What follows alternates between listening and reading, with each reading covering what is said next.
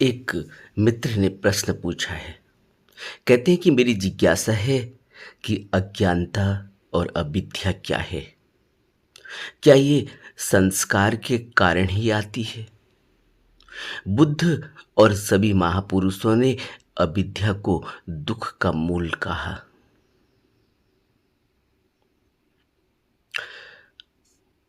बुद्ध ने प्रतीति समुत्पाद का सिद्धांत बताया।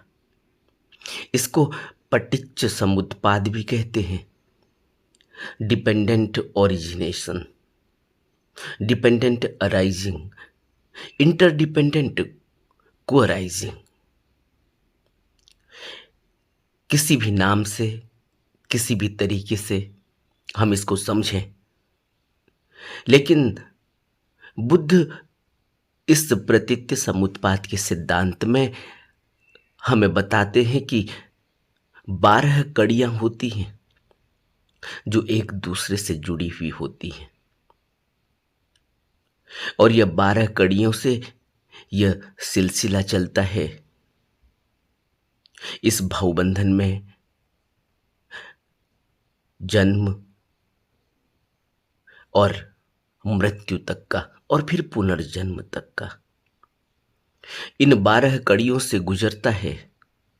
बार बार जन्म लेता है, बार बार मरता है, बार बार जन्म लेता है, बार बार मरता है। इसीलिए बुद्धों ने, संतों ने, ज्ञानियों ने मुक्ति का मार्ग बताया। पहले तो यह बताया कि यह 12 कड़ियों में किस तरह से उलझता है और उलझने की शुरुआत कैसे होती है। बुद्ध कहते हैं कि यह जो कानून है, यह कुदरत का कानून है, और यह कुदरत का कानून कारण और परिणाम कानून है। कारण परिणाम कानून कह लो, कारण कार्य सिद्धांत कह लो। कहते हैं कि किसी वस्तु के होने पर समुत्पाद, और किसी अन्य वस्तु की उत्पत्ति होती है, नई उत्पत्ति होती है। और जाल इतना भयानक है कि हम इसका अंदाजा भी नहीं लगा पाते। बात सिर्फ इतनी ही नहीं है कि आप घर से बाहर निकल गए, घर से बाहर निकलकर जो काम करने आप गए थे, वह काम करने के लिए निकलने से पहले जो प्रोसेस मन में हुआ, जो विचार उठा, उस विचार को देखा नहीं गया है। उसको इग्नोरेंस कहते हैं। उस संवेदना को पकड़ा नहीं गया है, उसको अविद्या, इग्नोरेंस कहते हैं। उस विचार को, उस संवेदना को, उस उठते हुए सुख दुख को इग्नोर कर दिया गया है, इसलिए अविद्या हो गई। और यह अविद्या संस्कार बना देती है। अविद्या से ही संस्कार बनता है। और इन्होंने प्रश्न पूछा है कि क्या अज्ञानता और अविद्या संस्कार के कारण आती है? दोनों जुड़े हुए हैं। अविद्या से संस्कार, संस्कार से अविद्या। लेकिन शुरुआत तो अविद्या से होती है। जब भी कभी शुरुआत हुई होगी, इग्नोरेंस से ही हुई होगी। जरा सोचो, आप बिल्कुल ही एक नई जगह में चले गए, जहां आपको कुछ भी पता नहीं। सोचो कि आप दूसरे देश में चले गए। अब दूसरे देश में तो सब कुछ नया है।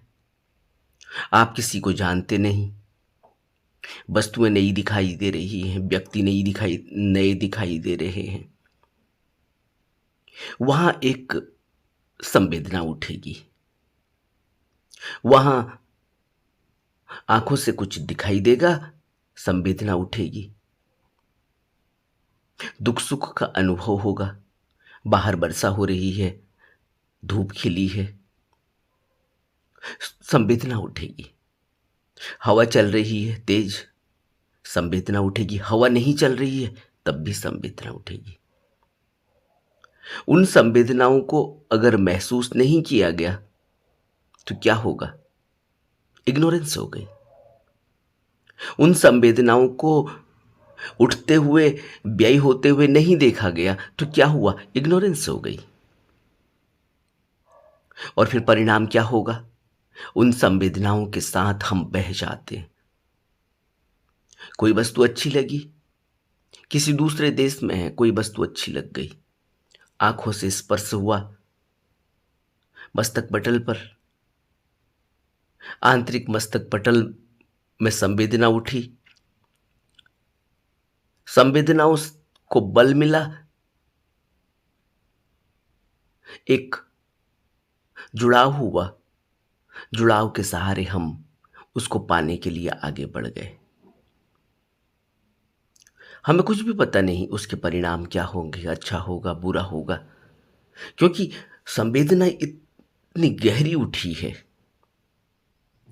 सुख या दुख का भाव ऐसा जगह है कि या तो उस दुख से भागने की इच्छा होगी या उस सुख से और सुख बटोरने की इच्छा होगी।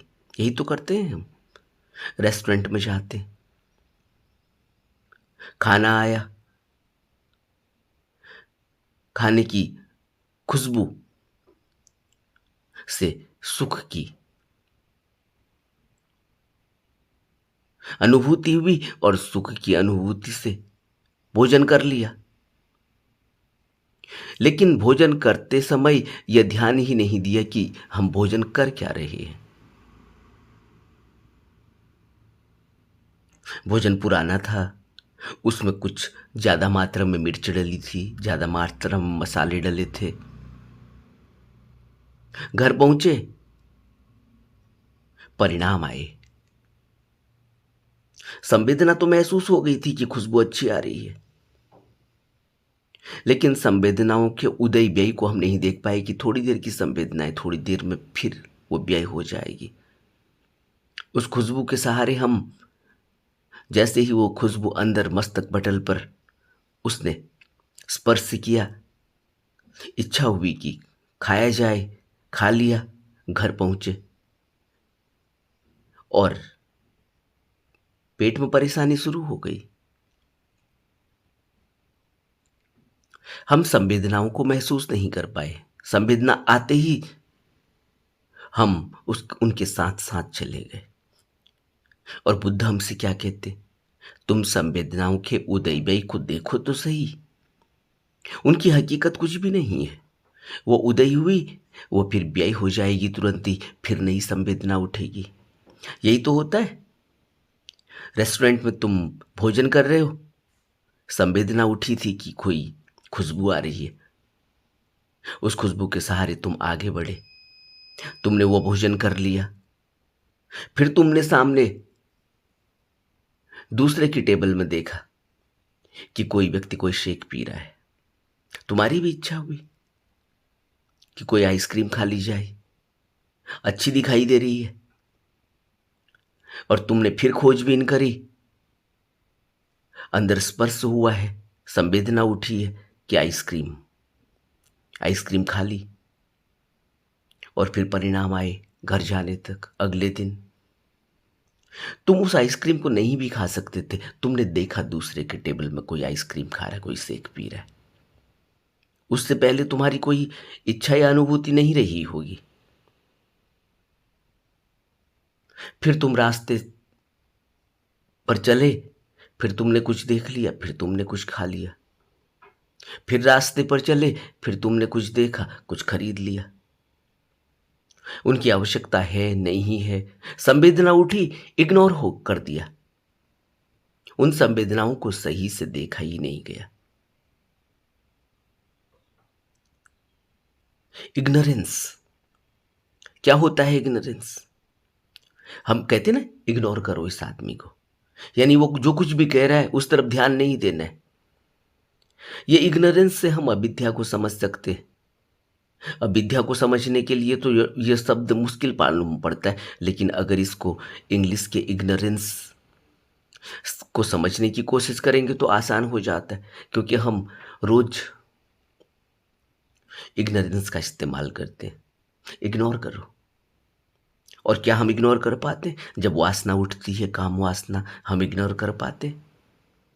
क्यों नहीं कर पाते? क्योंकि हम उन वेदनाओं को देख ही नहीं पा रहे। काम वासना उठी, संवेदना उठी है अंदर, कोई व्यक्ति दिखा है जिससे कोई जुड़ाव महसूस हो रहा है, जिसका कुछ लगता है कि इसको स्पर्श करने से कुछ अच्छा लगेगा, इससे बात करने से कुछ अच्छा लगेगा, इसके साथ वक्त बिताने से अच्छा लगेगा, और हम इग्नोर नहीं कर पाए। इग्नोरेंस। संवेदना उठी, उसको देख नहीं पाए, इग्नोर हो गया। संवेदनाओं को इग्नोर कर दिया तो क्या हो गई? अविद्या हो गई। अब इग्नोर कर दिया तो अब भुगतो। फिर क्या होगा? जिसके पास बिल्कुल भी विवेक, बुद्धि, समझ, जिसको अपनी संवेदनाओं पर कोई कंट्रोल नहीं है, जो हर बात को इग्नोर कर देता है, वो क्या करता है? इग्नोरेंस कैसे हो जाती है उससे? रास्ते में चल रहे हैं, कोई स्त्री दिखाई दी, कोई पुरुष दिखाई दिया, वो उन संवेदनाओं को जो उठी हैं उस स्त्री पुरुष को देखने से, उन संवेदनाओं को गहरे से महसूस नहीं कर पाया। उसने इग्नोर कर दी वो संवेदनाएं। फिर क्या हुआ? किसी को छेड़ दिया, कुछ अपशब्द बोल दिया। फिर क्या हुआ? कहीं टच कर दिया। फिर क्या हुआ? मार पड़ी, पुलिस आई, जेल में डाल दिया, मुकदमा चला। एक छोटी सी संवेदना उठी थी कि कोई अच्छा लग रहा है, लेकिन इतना कंट्रोल नहीं था। क्यों? क्योंकि इग्नोर कर दिया गया है। और जब इग्नोर कर दिया गया तो हम बहाव में बह गए। ये इग्नोरेंस अविद्या है, और हम हर चीज को इसी तरह से इग्नोर करते चले जाते हैं। सर्दी हो रही है अथाह, और अंदर संवेदना उठी है, लेकिन हम आइसक्रीम खा रहे हैं। दूसरे दिन गला बंद हो गया। अब मुसीबत पैदा हो गई, क्योंकि हमने इग्नोर कर दी थी उस संवेदना को। संवेदनाओं को देखना जरूरी है, उनके पल प्रतिपल के उदय और व्यय को देखना जरूरी है। वो हमेशा के लिए थोड़ी रहती।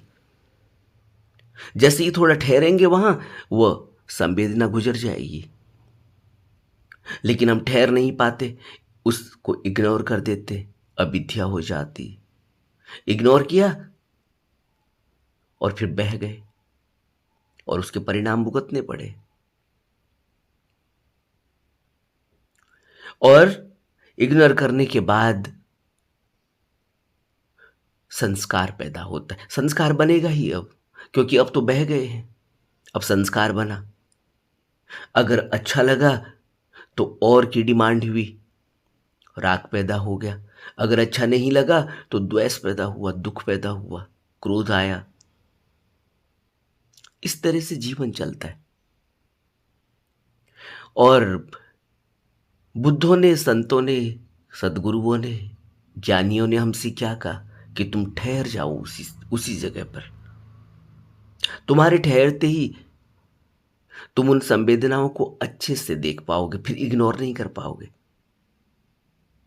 अच्छे से देखोगे तो थोड़ी देर में तुम देखोगे कि उदय हुआ था और फिर व्यय हो गया।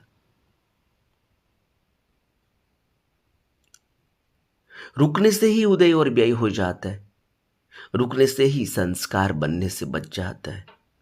लेकिन हम तो इतनी तेज चाल में हैं, हमें लगता है कि सबने लूट लिया, हम ही नहीं लूट पाए, हम रह गए, पीछे रह गए, इसीलिए तो भाग रहे हैं दौड़ में। इसको रैट रेस कहते हैं। और रैट रेस कहाँ तक हम पहुंच पाएंगे रैट रेस में? इसलिए दुखों का मूल है इग्नोरेंस, दुखों का मूल है अविद्या। और जो भी ठहर गया वह उस संवेदना की अनित्यता को देख पाता है। बुद्ध यहीं से तो शुरुआत करते हैं प्रतीत्य समुत्पाद के सिद्धांत की। वो कहते हैं कि हर चीज क्षणभंगुर है, उत्पन्न होती है, व्यय हो जाती है, नष्ट हो जाती है। लेकिन हम सोचते हैं कि नहीं नहीं, तुरंत चाहिए, संवेदना उठी तुरंत चाहिए। क्यों? लगता है कि सबने लूट लिया, हम बच गए। लगता है कि यह नहीं मिलेगी तो पता नहीं हम मर जाएंगे। और उसके मिलने से भी कुछ नहीं होने वाला, उसके नहीं मिलने से भी कुछ नहीं होने वाला। बुद्ध इसीलिए तो कमलवत जीवन जीते हैं, इस संसार में ही रहते हैं, कमलवत जीवन जीते हैं। बुद्ध के लिए राजमहल, बुद्ध के लिए राज सिंहासन, बुद्ध के लिए राजसी वस्त्र, बुद्ध के लिए स्त्रियों का भोग, बुद्ध के लिए 36 प्रकार के व्यंजन, 56 भोग कोई मायने नहीं रखते। और हमारा पूरा जीवन इनको, इनकी प्राप्ति के लिए तत्पर है। हम दौड़ लगा रहे हैं, राजसी भोग के लिए हम दौड़ लगा रहे हैं। और बुद्ध कहते हैं तुम जिस राजसी भोग के लिए दौड़ लगा रहे हो वहां तो कुछ है ही नहीं, वो तो मृग तृष्णा है, वो तो मिराज है। रास्ते में गर्मी के दिन में हिरन को प्यास लग जाती है, वो देखता है कि सामने जब गर्मी की उष्णता बढ़ती है, तपिश बढ़ती है, तो ऐसा लगता है कि जैसे सामने कोई सरोवर है, पानी की लहरें सी मालूम पड़ती है। वो दौड़ लगाता है, पहुंचता है आगे, देखता है कि वो लहरें, वो पानी की का सरोवर तो और आगे चला गया। होता कुछ भी नहीं है, सिर्फ तपिश है। उस तपिश की वजह से, उस उष्णता की वजह से, उस गर्मी की वजह से एक मिराज बनता है। और कहते हैं कि ऐसे ही वो मृग अपना जीवन खो देता है, उसका दम निकल जाता है, वो प्यासा ही मर जाता है, उसको और प्यास लगती है, और दौड़ता है और प्यास लगती है। वो मिराज की वजह से उसका जीवन नष्ट हो जाता है। इसलिए बुद्ध मृग तृष्णा का एग्जाम्पल देते थे, उदाहरण देते थे कि यह मिराज है, इसकी हकीकत कुछ भी नहीं। और बुद्ध तो एक उदाहरण हमें देते हैं, समझाते हैं, उदाहरण बनकर आए, उदाहरण से हमें समझाया, अपने जीवन से हमें समझाया, लेकिन उसके बावजूद भी हम नहीं समझे। हम अभी भी उसी मृग तृष्णा में दौड़ते हैं और हम सोचते हैं कि शायद बुद्ध ऐसे ही कह रहे होंगे, लेकिन कभी भी वो मृग तृष्णा पूरी होती नहीं।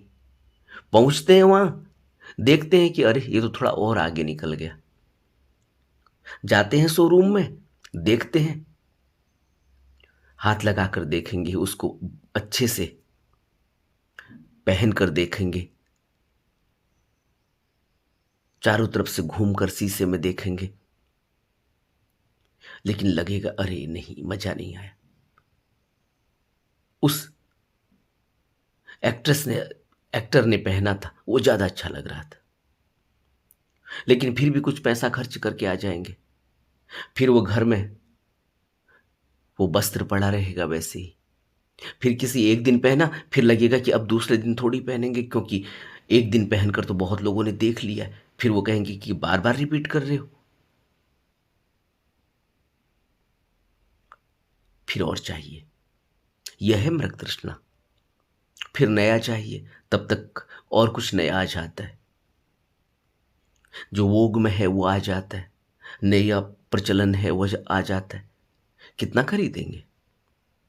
और ऐसे ही मृग तृष्णा में दौड़ता रहता है इंसान।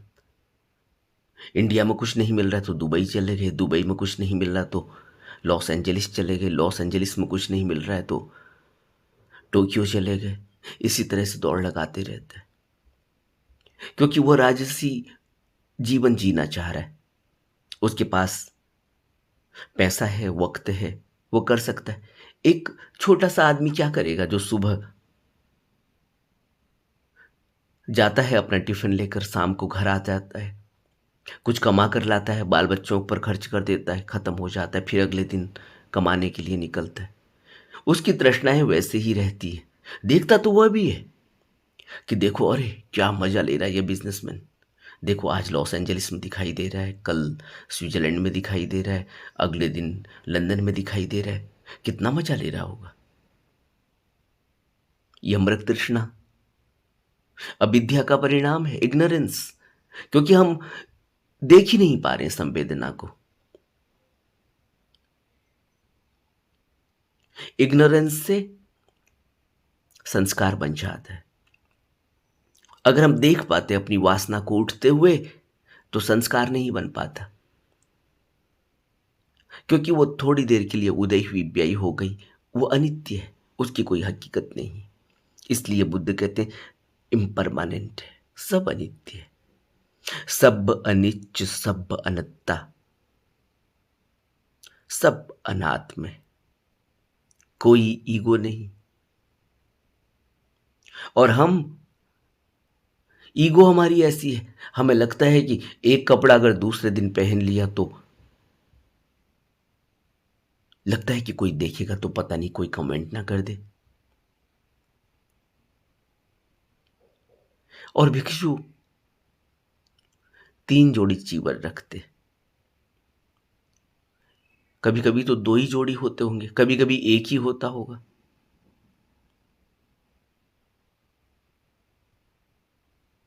तो भिक्षु बनना तो आसान नहीं। बुद्ध भिक्षु बने थे और हम सोच रहे हैं कि हम राजमहल में रहेंगे और भिक्षु की तरह रहेंगे। सोच तो अच्छी है, हो भी सकता है, लेकिन क्या हो पाएगा? क्या हमारी वो प्रैक्टिस है? क्या हमारा वो अभ्यास है? लेकिन बुद्ध तो कहते हैं हो सकता है। मैंने ऐसा किया, ऐसा करने की जरूरत नहीं थी, लेकिन मैं तुमसे कहता हूं कि ऐसा हो सकता है। तुम आर्य अष्टांगिक मार्ग का पालन करते हुए मध्य मार्ग में चल सकते हो। तुम संसार में रहते हुए संसार मत छोड़ना, घर बार मत छोड़ना, तुम मध्य मार्ग का पालन करना। लेकिन मध्य मार्ग भी तो कौन सा आसान है? आर्य अष्टांगिक मार्ग का पालन करना कौन सा आसान है? आर्य अष्टांगिक मार्ग में तो सबसे पहले ही शील का पिलर खड़ा है। वो सबसे पहले ही कहता है कि तुम्हारे बोलने का तरीका क्या है, तुम किस तरह से बात करते हो, क्या किन शब्दों का प्रयोग करते हो, कितना बोलते हो, कितनी चुगली करते हो, कितनी निंदा करते हो। और फिर सम्यक वाक के बाद फिर कहते हैं सम्यक कर्मांत, कि तुम्हारे कर्म कैसे हैं। फिर कहते हैं सम्यक आजीविका, कि तुम्हारी आजीविका सम्यक होनी चाहिए, वो मेहनत से होनी चाहिए, वो किसी दूसरे को सताकर, उसके दिल को दुखाकर, किसी का छीन कर, किसी का झपट कर नहीं होनी चाहिए। और उसका उद्देश्य यह होना चाहिए कि मैं भी भूखा ना रहूं, साधु भी भूखा न जाए। कबीर कहते हैं साईं उतना दीजिए जा मैं कुटुंब समाए, मैं भी भूखा ना रहूं, साधु भी भूखा न जाए। बुद्ध कबीर साईं कहते हैं। कबीर कहते कि एक साईं है जिससे मैं मांगता हूं, जो मेरी सब मदद करता है, जो मेरा पालनहार है, जो मुझे पालता पोसता है, जो मेरे कुटुंब के लिए इंतजाम करता है। लेकिन कबीर ऐसे ही अंधविश्वास विश्वास थोड़ी हमें देते हैं। कबीर की वो रहनी है, कबीर की वो करनी है, कबीर की वो वहनी है, इसलिए उन्होंने समर्पण किया है अपने साईं पर, अपने भगवान पर समर्पण किया है उन्होंने, सरेंडर किया है, शरण ली है। मेहनत कर रहे हैं, जुलाहे हैं, रोज चटाई बुन रहे हैं, कुछ और बुन रहे हैं, लेकिन मैं कर रहा हूं नहीं कहते, कहते साईं कर रहा है, मुझसे करवा रहा है। वो चाहेगा तो मेहनत आना मिलेगा, वो नहीं चाहेगा तो मेहनत आना नहीं मिलेगा। इसको कहते हैं सरेंडर, शरण। और बुद्ध भी यही कह रहे हैं, तुम सबसे पहले शरण ले लो। लेकिन हम शरण ले ही नहीं पाते। कितने सालों से हम कोशिश कर रहे हैं कि हम बुद्ध के मार्ग पर चलें। कितने सालों से हम कोशिश कर रहे हैं कि हम किसी गुरु के कहे हुए उपदेश पर चलें, दीक्षा लेकर अपने जीवन को सार्थक करें, ध्यान करें, लेकिन हम कर नहीं पाते क्योंकि हमारी शरण नहीं है। अभी मैं है। और प्रतीति समुत्पाद के सिद्धांत में बुद्ध क्या कह रहे? सब अनत्ता, सब अनात्म है। कोई सेल्फ जैसी कोई चीज ही नहीं, कोई ईगो जैसी कोई चीज ही नहीं है। और सब दुख है, क्योंकि अंत तो दुख में ही होना है, क्योंकि सब छूट जाएगा। या तो वो वस्तु चली जाएगी जो हमने पाई थी, या हम चले जाएंगे, सब छूट जाएगा। तो करना क्या है? करना यही है कि मैं भी भूखा ना रहूं, साधु भी भूखा न जाए। इस तरह से सम्यक आजीविका होनी चाहिए। और उतना देना जिसमें मेरा कुटुंब समा जाए, जिसमें मेरे कुटुंब के लिए, मेरे घर परिवार के लिए, मेरे से जुड़े हुए लोगों के लिए पर्याप्त हो, और मुझे भी मिले, और जो मेरे सामने खड़ा है वो भी भूखा ना हो। उसकी जरूरत है, उसकी मदद करनी है, उसकी भी मदद होती रहे। लेकिन हमारा जीवन कैसा है? अपने बैंक बैलेंस को देखना, देखते रहना, गिनना। मैं तो ऐसे लोगों को जानता हूं जो अभी हाल ही में मेरे पड़ोस में एक आदमी की मृत्यु हुई। मैं जब उनके घर गया तब उनके बेटे ने बताया कि वो यह कह रहे थे कि अभी जून में मेरी पेंशन 50,000 हो जाएगी, क्योंकि मुझे 80 साल हो जाएंगे। मैं जून का इंतजार कर रहा हूं। उन्होंने खूब जोड़ा, खूब संपत्ति जोड़ी, इधर भी दुकान, उधर घर, उधर घर, इधर किराए में, उधर किराए में, दुनिया भर का सब कुछ जोड़ा, और खूब पैसे बैंक में इकट्ठे किए। और कंजूस इतने कि मोबाइल के लिए भी पैसे बड़ी मुश्किल से खर्च करते थे, रिचार्ज के लिए। और घर में अपनी पत्नी को तो बिल्कुल भी रिचार्ज के लिए पैसे नहीं देते थे कि ये व्यर्थ में इधर उधर बातें करती रहती है। जब तुझे बात करनी हो मेरे से कहना, मैं तेरे को बात कराऊंगा मोबाइल पर, तुझे क्या जरूरत है? लेकिन उनके बेटे ने बताया कि पापा ऐसा करते थे कि जब पेंशन मिलती थी, जिस दिन पेंशन आती है बैंक में, उस दिन 20,000 रुपये निकाल लाते थे, और 20,000 रुपये गिनते थे घर आकर। सुबह भी गिनते थे, दोपहर भी गिनते थे, शाम भी गिनते थे। और जब हम बैठते हैं ड्राइंग रूम में, तो हम देखते थे कि वो हमारी तरफ पीठ करके पैसा गिन रहे। और जब उनसे बीच कोई जरूरत पड़ जाए और कहो कि आप पैसे गिन रहे थे, थोड़ी जरूरत आन पड़ी, वो कहते नहीं, मैं तो बैंक में जमा कर आया उसको, तुम्हें क्या जरूरत है? क्यों व्यर्थ में पैसा बर्बाद कर रहे हो? इसकी कोई जरूरत नहीं जो तुम बता रहे हो कि इसलिए पैसे की जरूरत है, थोड़ा भी टालो। वो कहता था कि वो पैसे निकालते हैं 20,000 रुपये, और फिर गिनते हैं उसको 2 दिन, और फिर बैंक में जमा कर आते। ऐसे थे पापा। उन्होंने हमारे लिए खूब जोड़ा, लेकिन वो इस तरह के व्यक्ति थे। जरा सोचो, ऐसा जीवन हो जाता है हमारा। हम कबीर की इस बात को नहीं समझ पाए, न समझ पाएंगे कि मैं मुझे उतना देना जिसमें मेरा कुटुंब। और कबीर का क्या कुटुंब है? कबीर तो गृहस्थी भी है, लेकिन कबीर के पास तो अनुयायी भी हैं। और कभी भी ऐसा नहीं हुआ कि कबीर को कोई जरूरत हुई हो, कभी कोई कम कुछ कम पड़ा हो। न जाने कितनी कहानियां हैं। हमें समझाते हुए कहते कि तुम सम्यक आजीविका करो,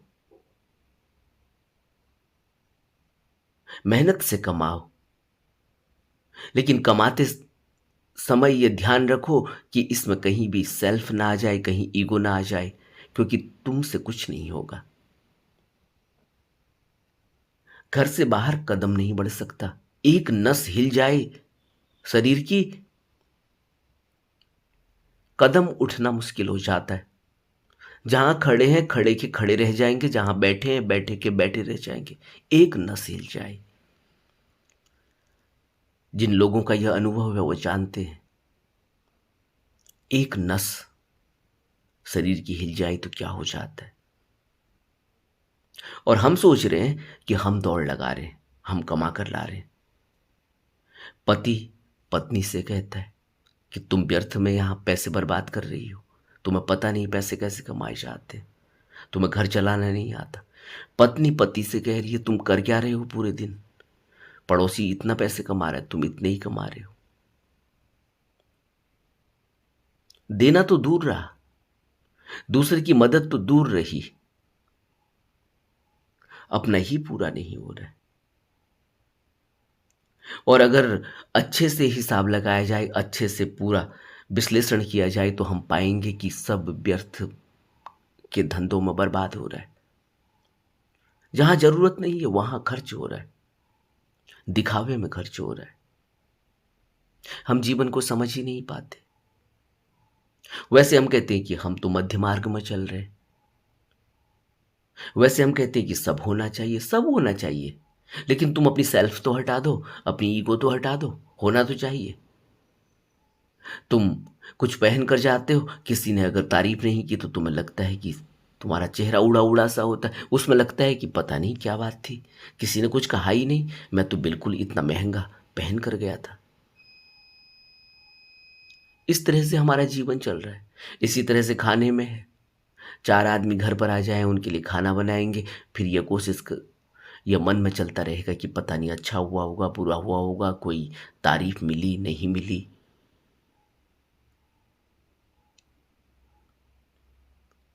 हम अपने सेल्फ से, अपनी ईगो से, अपने आत्म भाव से इस तरह से जुड़े हुए हैं। और हकीकत क्या है, हमें खुद भी पता नहीं कि हम कहाँ से आए, हमें खुद भी पता नहीं कि हम कहाँ चले जाएंगे। और ये बीच का स्पैन है, आने से लेकर जाने तक के बीच का, इसमें हम सोच रहे हैं कि हम अपनी मनमर्जी कर लेंगे। क्या कर लेंगे हम? और हम जो कुछ भी करेंगे अपनी मैं से, वह सब कुछ ही अनित्य है, बुद्ध कहते हैं। इस अनित्यता को समझना,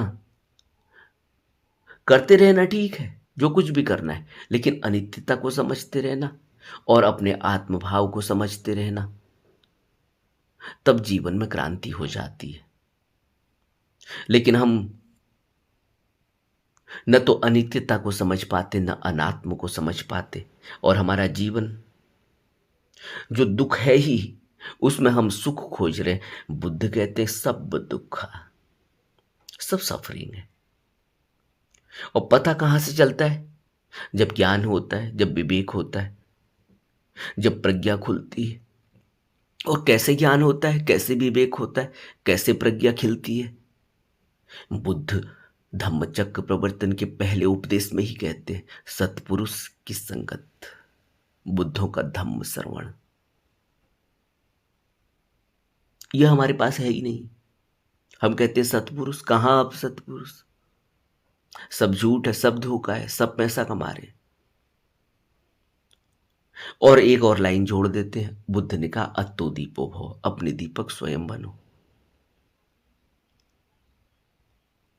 अपने अंदर उठ रही वासना नहीं दिखाई दे रही है, और अपने अंदर के दीपक को खोजने हम चले हुए हैं। अपने अंदर के दीपक से ही तो वासना दिखेगी, अपने अंदर के दीपक से ही तो क्या चल रहा है मन में यह पता चलेगा, अपने अंदर के दीपक से ही तो पता चलेगा कि हमारा जीवन कैसे जिया जा रहा है, और जीवन है क्या, और निर्वाण मुक्ति समाधि है क्या, बुद्धों का धम्म श्रवण है क्या, सतपुरुष की संगत है क्या, बुद्ध के शरण है क्या, धम्म की शरण है क्या, संघ की शरण है क्या, यह तो अपने दीपक से ही पता चलेगा। लेकिन दीपक है नहीं कहीं, दीपक की रोशनी का तो पता ही नहीं, अपने अंदर तो अंधेरा है। और जब वासना उठती है तो दौड़ पड़ते हैं ऐसे जैसे हाथी दौड़ता है। जब कोई हथिनी को देखता है, उसका वक्त आया हुआ है, वो अभी प्रजनन के लिए तैयार है, तो हाथी दौड़ता है। उस समय जो हाथी को बस में करने वाले लोग होते हैं वो तैयारी करते हैं। जब हथिनी का वक्त आता है, जब वो ऋतु आती है, उस समय जिस हाथी को बस में करना होता है, उस हाथी के लिए उस हथिनी को दिखाया जाता है, तब वो फिर उसके दौड़ पीछे दौड़ता है, अंधा होके दौड़ता है, और तब उसको बस में किया जाता है, फंसाया जाता है। और हमारा जीवन कैसा चल रहा है? हमें तो उस कुदरत ने इतनी सोचने समझने की शक्ति दी कि हमारे लिए तो कोई ऋतु ही नहीं है। 2400 घंटे अपनी सोच समझ से क्या करना है क्या नहीं करना, लेकिन हम काम वासना को एंटरटेनमेंट का साधन समझते और फिर दौड़े चले जा रहे हैं। मिलता कुछ भी नहीं, अंत में हमारी स्थिति ऐसी होती है। बुद्ध बहुत ही कठोर शब्द इस्तेमाल करते थे। बुद्ध कहते थे कि एक कुत्ता जिसको खुजली हो गई, खुजलाता है, बड़ा मजा आता है, धीरे धीरे बाल निकल जाते हैं, धीरे धीरे चमड़ी सूख जाती है, सूख के सिकुड़ने लगती है, गर्दन ऊपर नहीं उठती फिर, क्योंकि चमड़ी सिकुड़ गई है, अब सारे बाल गिर गए हैं। अब उस खुजली में से जिसको वो खुजला के मजा ले रहा था, अब उस खुजली में से खून निकल रहा है, अब वहां घाव बन गए, अब मक्खियां लग रही हैं, मच्छर लग रहे हैं, अब कीड़े परेशान करने लगे। अब वो दौड़ता है, अब वो पूरे जहान में दौड़ता है, जितना दौड़ सकता है दौड़ता है, अपने को छिपाता है, कभी नाली में छिपाता है, कभी किसी के घर में घुस जाता है, कभी किसी के बिस्तर के नीचे घुस जाता है, कभी और कहीं घुसने की कोशिश करता है, बसों के नीचे घुसने की कोशिश करता है, गाड़ियों के नीचे घुसने की, कहीं किसी तरीके से अपने को छिपाता है कि कहीं ये मच्छर ये मक्खी उसके घाव को में न लगे। लेकिन ऐसे ही दौड़ते दौड़ते अपने को छुपाते छुपाते उसका दम निकल जाता है, और जीवन व्यर्थ में ऐसे ही बर्बाद हो जाता है।